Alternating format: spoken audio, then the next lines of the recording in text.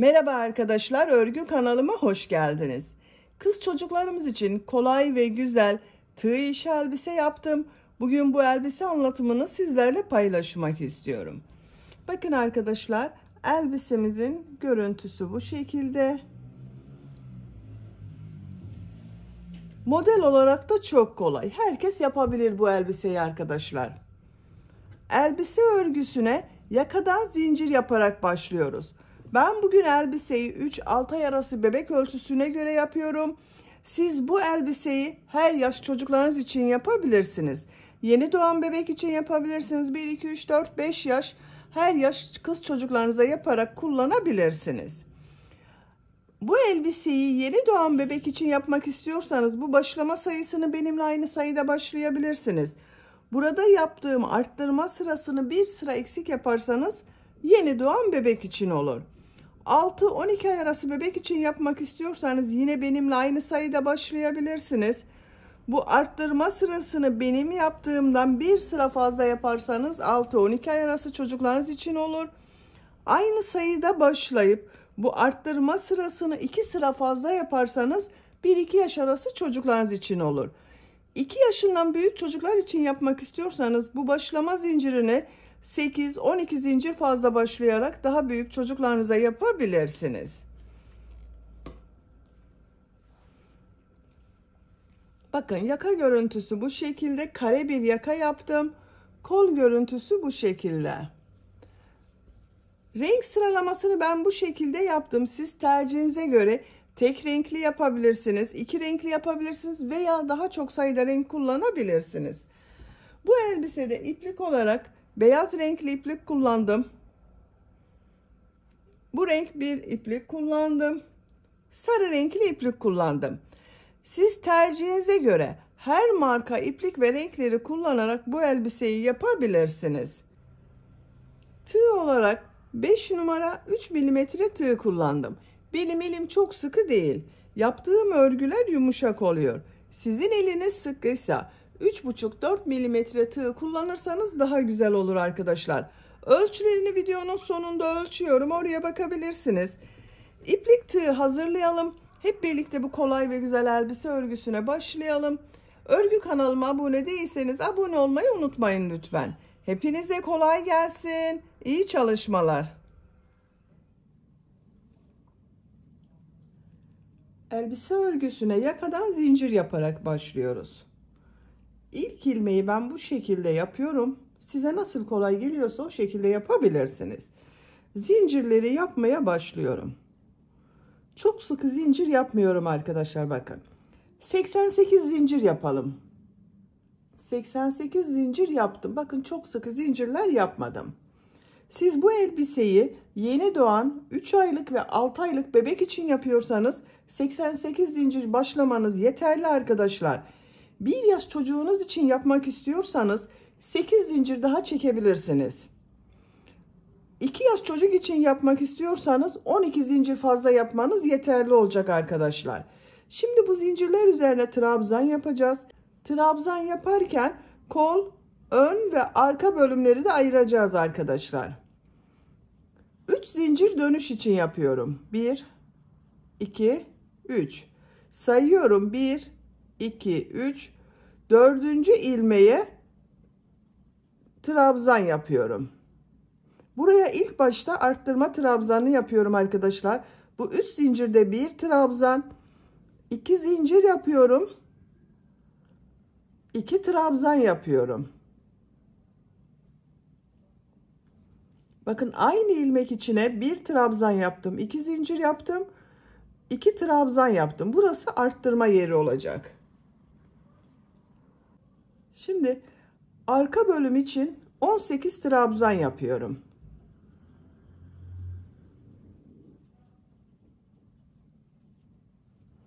...18 trabzanı yapalım. Arka bölüm için 18 trabzan yaptım.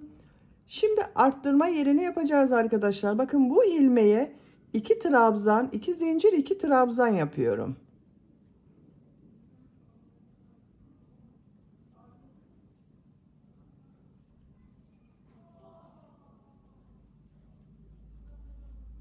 Aynı ilmeğe 2 trabzan, 2 zincir, 2 trabzan yaptım. Kol bölümü için 24 trabzan yapıyorum.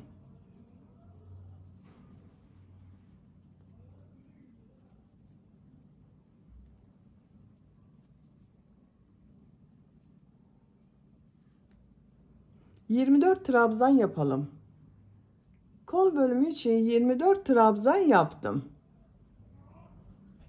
Bu ilmeğe arttırma yeri için 2 trabzan, 2 zincir, 2 trabzan yapıyorum.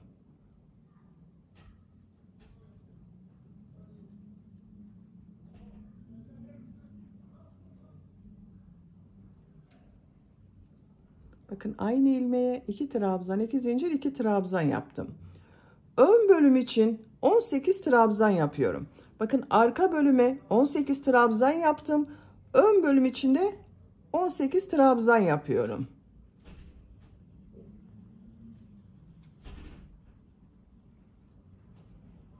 ...18 trabzanı yapalım.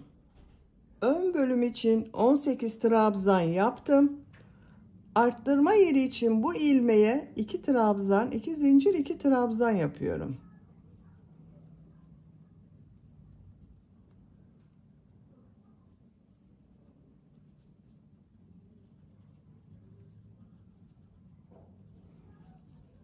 Bu kol için 24 trabzan yaptım. Diğer kol için buraya 24 trabzan yapıyorum. Burada 24 zincir var arkadaşlar. 24 trabzan yapıyoruz.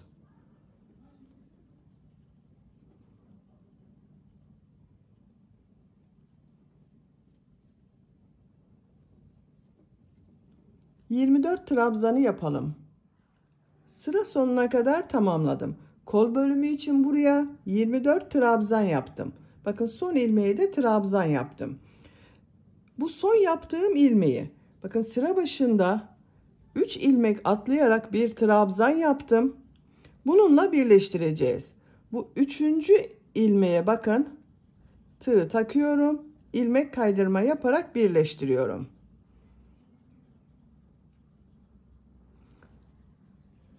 Şu sıra başında bulunan bakın iplik ucunu da burada bulunan ilmek ile ilmek kaydırma yapıyorum. Şu şekilde bakın tek parça yapacağız arkadaşlar. Yaka bölümünü ilmek içinden çekiyorum. Bakın birleştirdim.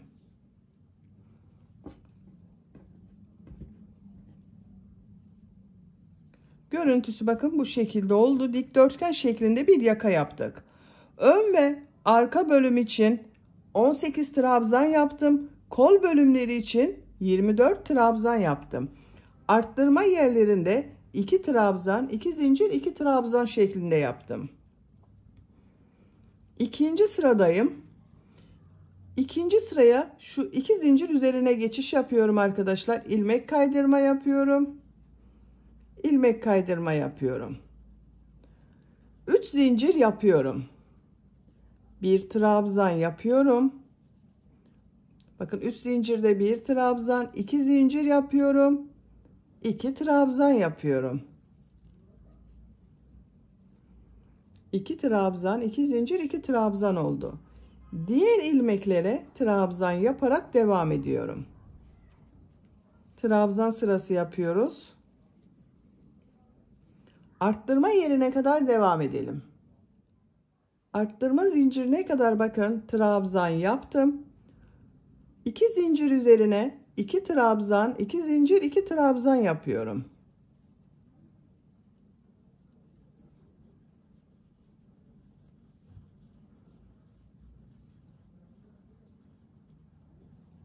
Diğer ilmeklere trabzan yaparak devam ediyorum.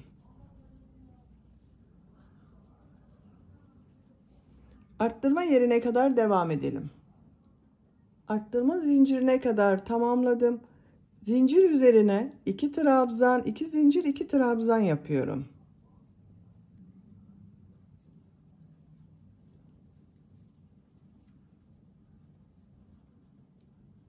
Diğer ilmeklere trabzan yaparak devam ediyorum. Buraya kadar devam edelim. Buraya kadar bakın trabzan yaptım. 2 trabzan, 2 zincir, 2 trabzan yapıyorum.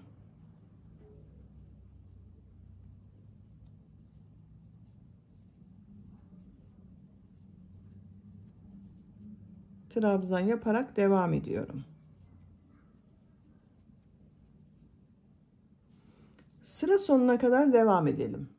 Sıra sonuna kadar tamamladım. Bakın burada ilmek kaydırma yaptım. İlmekleri üzerine de trabzan yaptım. Sıra başında yaptığım 3 zincirin bu 3. zincir ile ilmek kaydırma yaparak birleştiriyorum. Yaka örgüsünü 2 sıra yaptım. Bakın arttırma yerlerinde 2 trabzan, 2 zincir, 2 trabzan yaptım. Kol örgüsünü burada bitiriyoruz arkadaşlar. Örgüye artık arka ve ön bölüm olarak devam ediyoruz. İlmek kaydırma yaparak bu 2 zincir üzerine geçiyorum. 3 zincir yapıyorum. Buraya bir trabzan yapıyorum.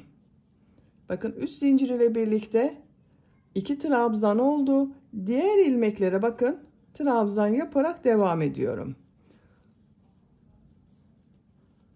Burası arka bölümü oluyor arkadaşlar. Bu zincire kadar devam edelim. Zincire kadar trabzan yaptım.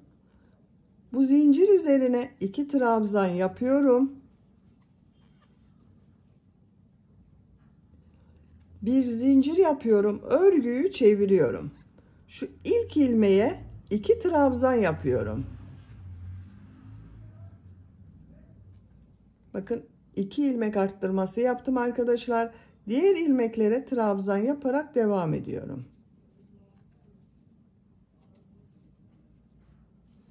Sıra sonuna kadar devam edelim. Sıra sonuna kadar tamamladım. Bakın burada 3 zincir yaparak bir trabzan yaptım. Bunun 3. zincir üzerine 2 trabzan yapıyorum.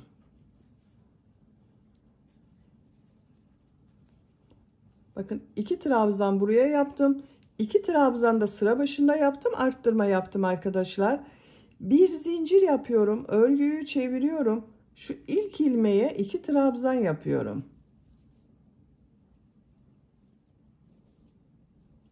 Diğer ilmeklere trabzan yapıyorum. Sıra sonuna kadar devam edelim. Sıra sonuna kadar tamamladım. Bakın son ilmeğe 2 trabzan yapıyorum.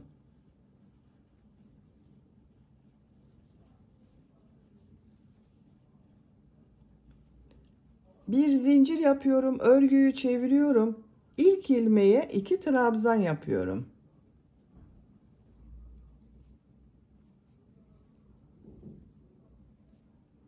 Diğer ilmeklere trabzan yapıyorum. Sıra sonuna kadar devam edelim. Sıra sonuna kadar tamamladım. Son ilmeğe 2 trabzan yapıyorum.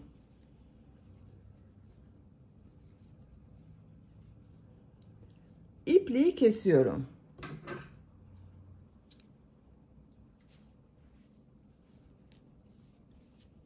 Bakın 4 sıra arttırma yaptım arkadaşlar. Bu kol bölümünü bıraktığımız sıradan sonra bakın 1, 2, 3, 4 sıra oldu. Ben bugün bu elbiseyi 3 aylık bebek için yapıyorum. Bakın 4. sırada ipliği kestim. Siz yeni doğan bebek için yapıyorsanız 3. sırada ipliği kesebilirsiniz. 3 sıra yeterli olacaktır arttırma sırası. Şimdi ön bölüme başlıyorum. Bakın burası arka bölüm. Ön bölüme başlıyorum. Şuradan bakın 2 zincir üzerine ipliği bağlıyorum.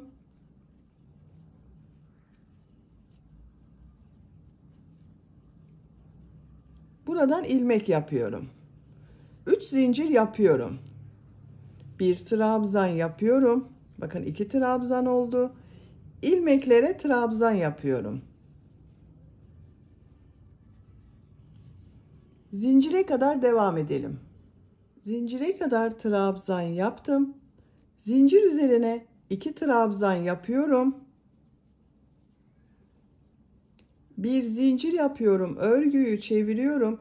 İlk ilmeğe 2 trabzan yapıyorum. Diğer ilmeklere trabzan yapıyorum.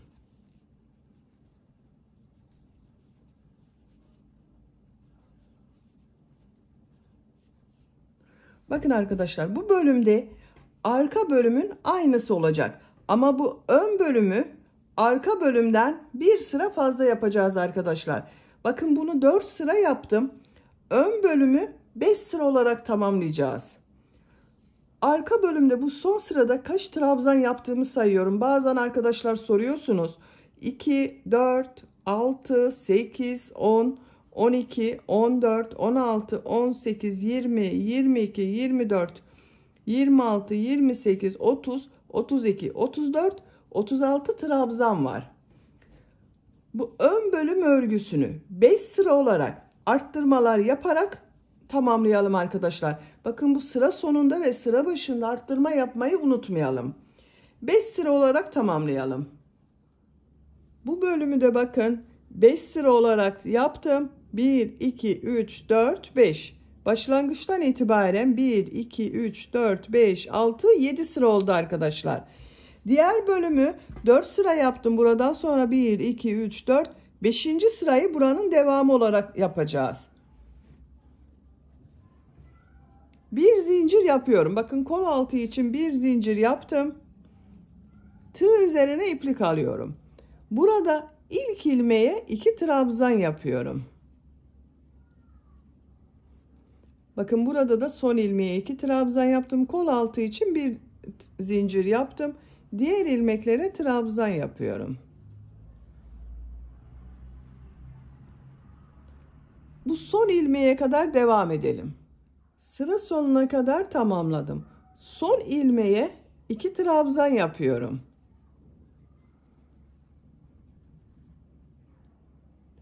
Kol altı için bir zincir yapıyorum.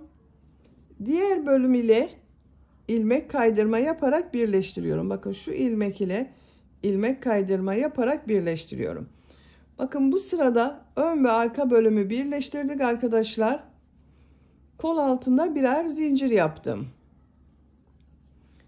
Trabzan sırası yapıyorum. Şu ilk ilmeğe 2 trabzan yapıyorum. Diğer ilmeklere bir trabzan yapıyorum.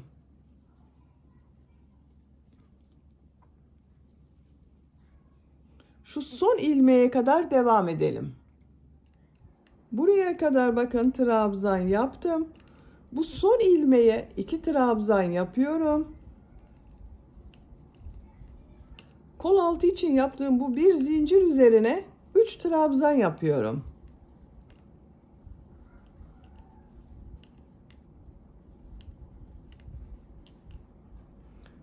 Şu ilk ilmeğe 2 trabzan yapıyorum.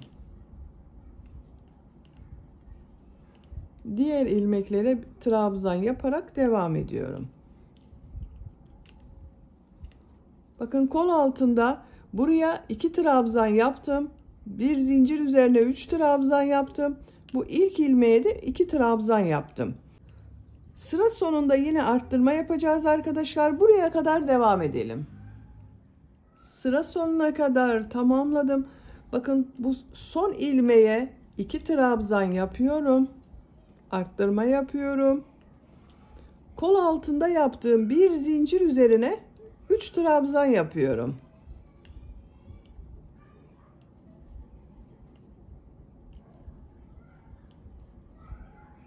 Şu ilk ilmek ile ilmek kaydırma yaparak birleştiriyorum. Bakın kol altının görüntüsü bu şekilde oldu. Arttırmaları burada bitiriyorum. Trabzan sırası yaparak devam ediyorum. 2 zincir yapıyorum. Trabzan yapıyorum. Her ilmeğe trabzan yapıyorum. Arttırma yapmıyoruz artık arkadaşlar. Trabzan sırası yaparak sıra sonuna kadar devam edelim. Sıra sonuna kadar tamamladım. İlk ilmek ile ilmek kaydırma yaparak birleştiriyorum. Bakın bu sırada bir sıra trabzan sırası yaptım arkadaşlar. Bu şekilde oldu. 2 sıra trabzan sırası yaptık bakın burada. Siz bu elbiseyi daha büyük çocuk için yapıyorsanız bunu 3 veya 4 sıra yapabilirsiniz. Ben burada trabzan sırasını bitiriyorum. Model yerleştirmeye başlıyorum. Tığ üzerine iplik alıyorum. Bakın şu 2 ilmeği atlıyorum. 3. ilmeğe 3 trabzan, 2 zincir, 3 trabzan yapıyorum.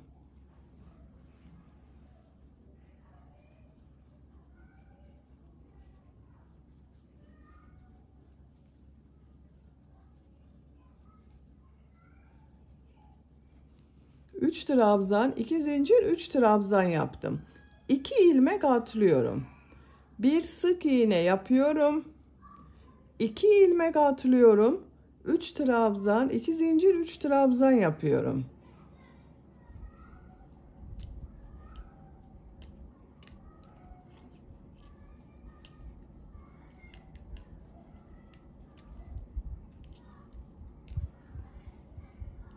İki ilmek atlıyorum. Bir sık iğne yapıyorum. 2 ilmek atlıyorum. 3 trabzan, 2 zincir, 3 trabzan yapıyorum.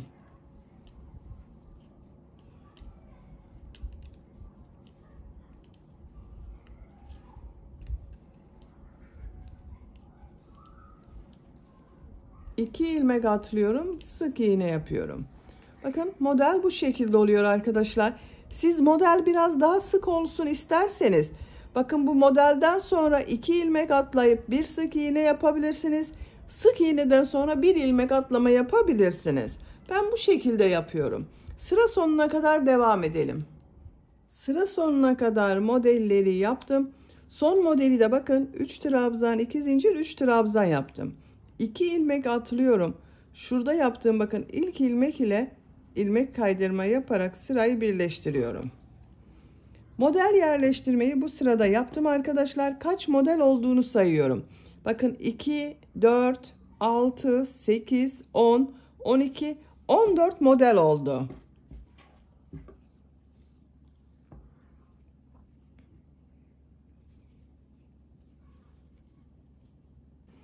Şu ilk ilmek üzerine ilmek kaydırma yapıyorum.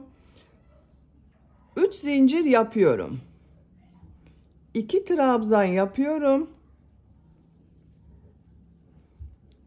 3 zincir ile birlikte 3 trabzan oldu. 2 zincir üzerine 2 trabzan, 2 zincir, 2 trabzan yapıyorum.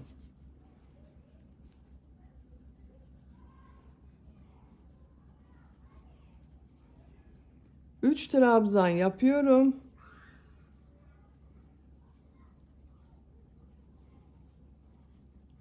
Bakın model bu sırada 5 trabzan, 2 zincir, 5 trabzan oldu arkadaşlar.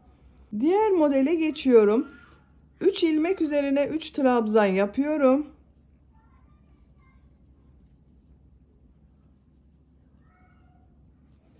İki zincir üzerine 2 trabzan, 2 zincir, 2 trabzan yapıyorum.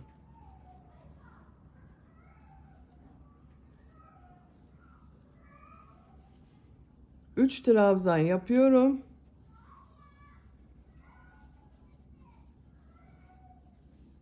Diğer model için şuraya 3 trabzan yapıyorum. Bakın model artık 5 trabzan, 2 zincir, 5 trabzan şeklinde oluyor. Sıra sonuna kadar devam edelim. Sıra sonuna kadar tamamladım. Sıra başında yaptığım 3 zincirin 3. zincir ile ilmek kaydırma yaparak birleştiriyorum. Bu sırada 5 trabzan, 2 zincir, 5 trabzan oldu modeller bakın arkadaşlar. Beyaz renkli ipliği kesiyorum. İplik rengi değiştiriyorum. Siz tercihinize göre aynı renk iplik ile devam edebilirsiniz. Bu renk iplik ile modele devam ediyorum.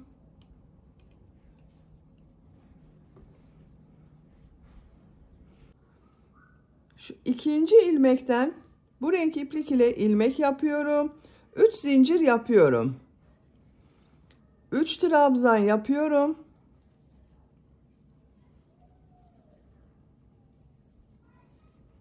3 zincir ile birlikte bakın 4 trabzan oldu. 2 zincir üzerine 1 trabzan, 2 zincir, 1 trabzan yapıyorum. Buraya 4 trabzan yapıyorum.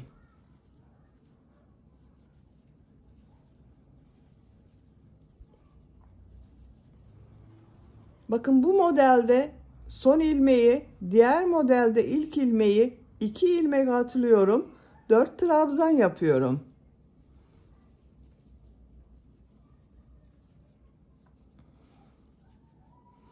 Bir trabzan, 2 zincir, bir trabzan yapıyorum.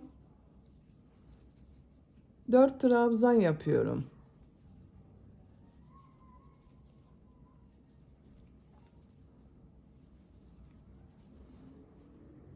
İki ilmek atlıyorum, 4 trabzan yapıyorum. Bakın arkadaşlar, model artık 5 trabzan, 2 zincir, 5 trabzan şeklinde devam ediyor. Sıra sonuna kadar devam edelim. Sıra sonuna kadar modelleri tamamladım. Son ilmeği bakın boş bıraktım arkadaşlar. Sıra başında yaptığım 3 zincirin 3. zincir ile ilmek kaydırma yaparak sırayı birleştiriyorum. Bu sırada bakın bir ilmek atladım modelde, 4 trabzan yaptım. 2 zincir üzerine 1 trabzan, 2 zincir, 1 trabzan yaptım, 4 trabzan yaptım. Toplam 5 trabzan, 2 zincir, 5 trabzan oldu model. İlmek kaydırma yaparak bakın ikinci trabzan üzerine geçiyorum. 3 zincir yapıyorum. 3 trabzan yapıyorum. Bu 3 zincirde 1 trabzan. Bakın 3 zincir ile birlikte 4 trabzan oldu. Bu 2 zincir üzerine 1 trabzan, 2 zincir, 1 trabzan yapıyorum. 4 trabzan yapıyorum.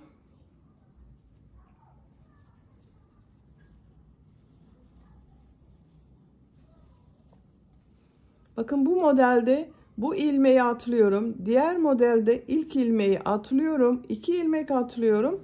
4 trabzan yapıyorum.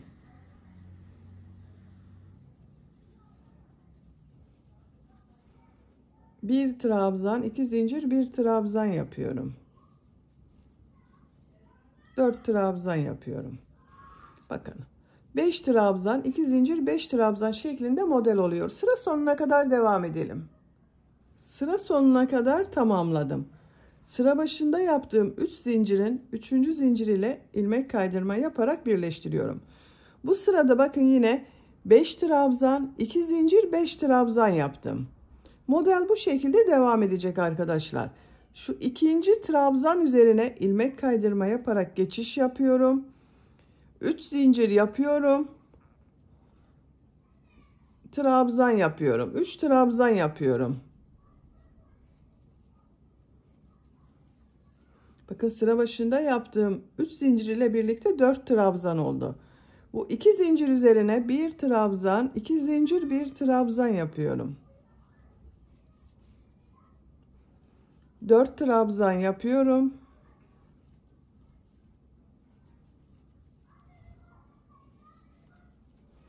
Bakın bu son trabzanı boş bıraktım. Diğer modelde ilk trabzanı atlıyorum. Bakın 2 ilmek atlıyorum. 4 trabzan yapıyorum. Bakın bu şekilde.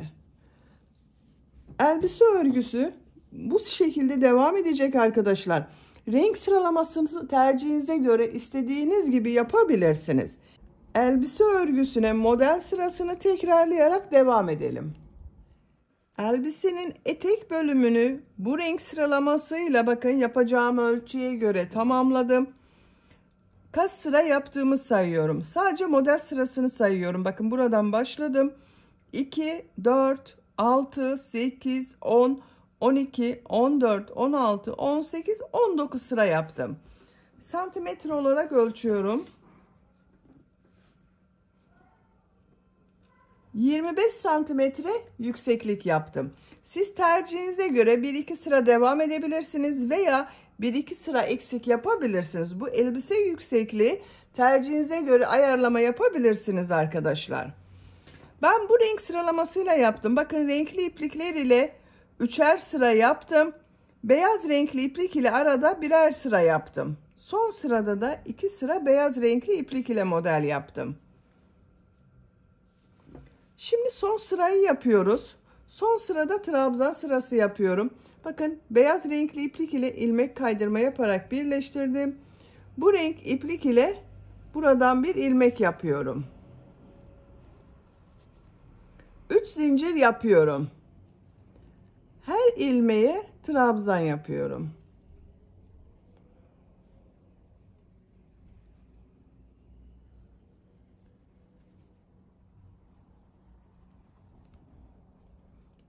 Bu 2 zincir üzerine 4 trabzan yapıyorum.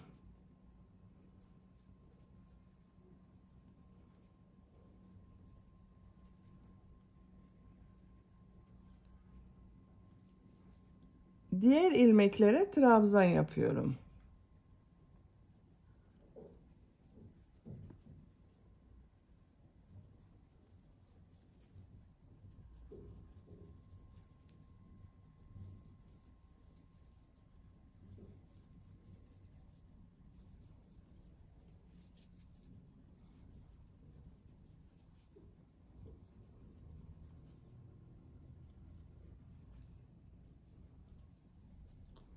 İki zincir üzerine 4 trabzan yapıyorum.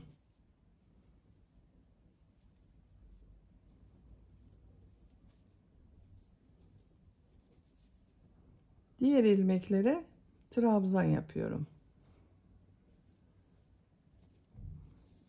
Bakın bu şekilde bir görüntü elde ediyoruz. Sıra sonuna kadar devam edelim. Sıra sonuna kadar tamamladım. İlk ilmek ile ilmek kaydırma yapıyorum. İpliği kesiyorum. Bakın arkadaşlar, son sırada bir sıra trabzan sırası yaptım. Bu arttırma yaptığım 2 zincirler üzerine 4 trabzan yaptım. Etek bölümü biraz daha dalgalı oldu.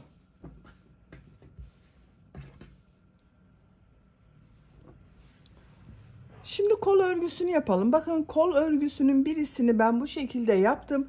Diğer kolu sizinle yapalım. İlk önce bakın, bu model yapmadan önce bir sıra sık iğne sırası yapıyorum. Beyaz renkli iplik ile. Kol altında şu ilmeğe ipliği bağlıyorum. Buradan ilmek yapıyorum. Sık iğne yapıyorum. Bakın şu trabzan sıralarına sık iğne yapıyorum.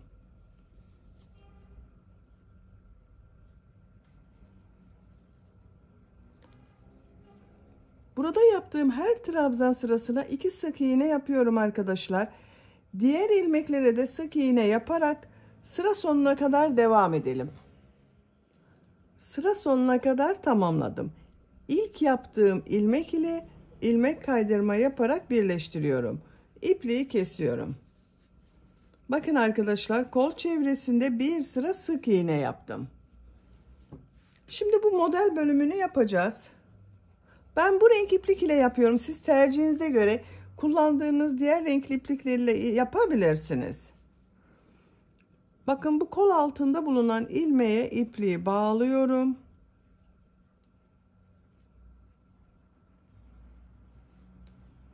Buradan ilmek yapıyorum. Şu bir ilmeği atlıyorum. Bu ilmeğe 5 trabzan yapıyorum.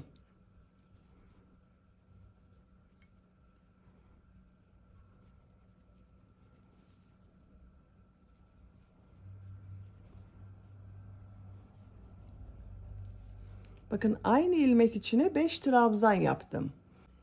2 ilmek atlıyorum. Sık iğne yapıyorum. İplik ucunu da içinde tutuyorum bakın. Tığ üzerine iplik alıyorum. 1 ilmek atlıyorum. 5 trabzan yapıyorum.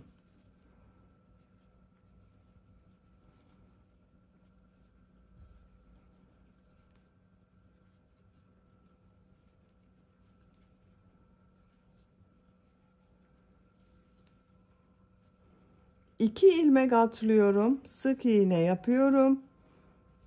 1 ilmek atlıyorum. 5 trabzan yapıyorum.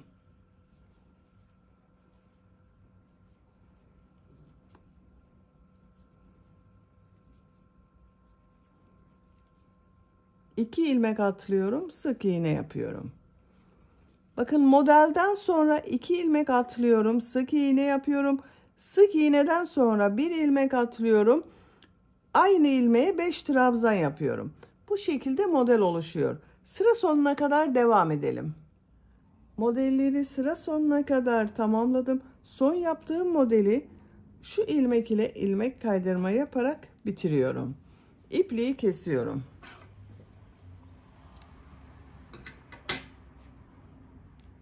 Bakın arkadaşlar, kol örgüsü bu şekilde oldu. Bakın çok güzel oldu. Kaç model yaptığımı sayıyorum. 2, 4, 6, 8, 10, 12 model oldu. Diğer kol örgüsünde bu kol örgüsü gibi bir sıra sık iğne, sonra model yapabilirsiniz. Şimdi yaka örgüsünü yapalım. Bakın şuradan ipliği bağlıyorum. Herhangi bir köşeden başlayabilirsiniz. Buradan bir ilmek yapıyorum. 2 zincir yapıyorum. Aynı ilmeğe sık iğne yapıyorum. Bir ilmek atlıyorum. Bir sık iğne, 2 zincir, bir sık iğne yapıyorum. Bir ilmek atlıyorum. Bir sık iğne, 2 zincir, bir sık iğne yapıyorum.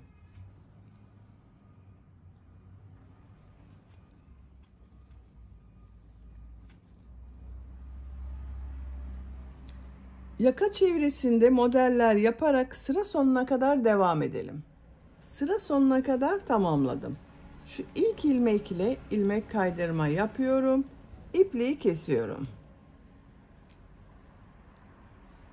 Bakın arkadaşlar, yaka çevresinde pıtırcık model yaptım. Görüntüsü bu şekilde oldu. Bakın çok güzel oldu. Elbiseyi bitirdim arkadaşlar.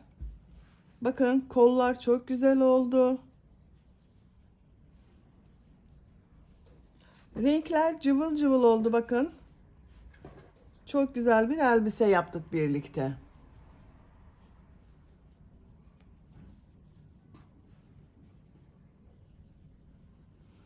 Bitmiş olarak ölçülerini söylüyorum.